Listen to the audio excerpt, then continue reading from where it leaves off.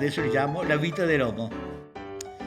In principio Dio crea il muso e gli dice: te sarai muso, te lavorerai senza mai lamentarti da quando nasce il sol fin quando il cala, portando pesi sul groppon, te mangerai erba, non te gavarai l'intelligenza e te scamperai fino a 50 anni, te sarai il muso. È il muso che risponde: sarò muso, però arrivare fino a 50 anni è massa, dammi le 20. E il Signore gli dice: va bene. Allora Dio crea il can e gli dice: te sarai can, te difenderai la casa dell'uomo, te sarai suo meglio amico, te mangerai quel che te darà e te scapperai 25 anni, te sarai can.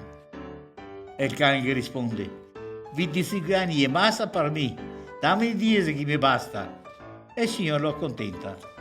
Allora Dio crea la scimmia e gli dice: te sarai scimmia, te salterai di rama in rama facendo la paiassa, te divertirai tutti, te scamperai 20 anni, te sarai scimmia.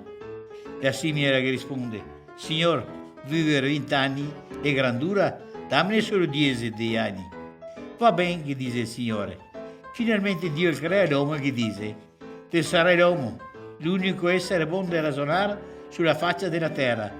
Te doparai l'intelligenza per comandare le bestie e te dominerai il mondo intero.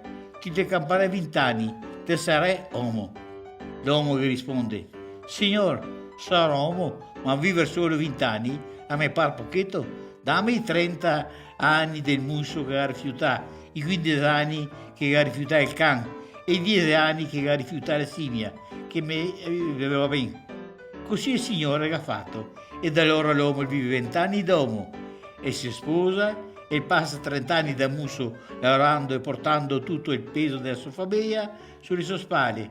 Dopo, quando i fioi va per conto suo e vive 15 anni da can, tendendo la casa e mangiando quello che gli viene da, perché dopo essere arrivato vecchio, vivere in pensione e vivere 10 anni da scimmia, saltando di casa in casa, da fiore in fiore, facendo il pagliasso per far divertire i neudi.